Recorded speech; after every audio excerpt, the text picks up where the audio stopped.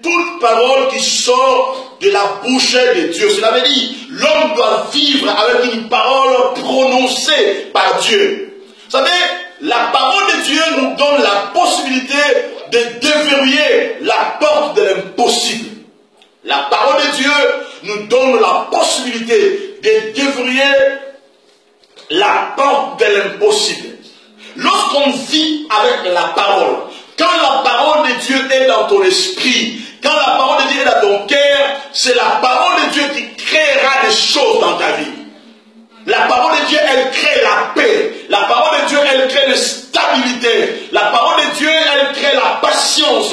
La parole de Dieu, elle crée la vision. La parole de Dieu, elle crée le monde dans ton esprit.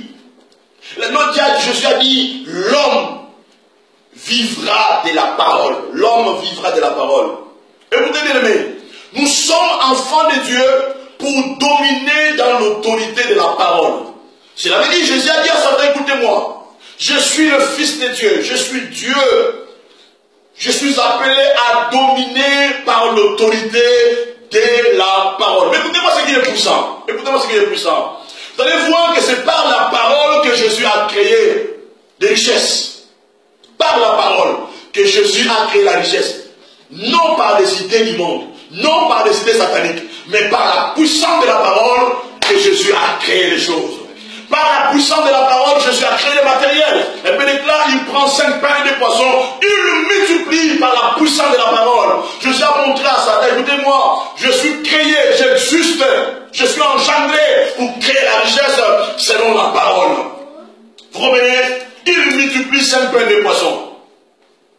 Par la puissance de la parole, il dit, écoutez-moi, je suis appelé à créer les choses qui n'existent pas l'existence. Il dit à Pierre, vends dans l'eau, jette la maçon, attrape les poissons, ouvre et tu verras l'argent. Je suis à montrer à Satan, je suis le Dieu qui crée la richesse.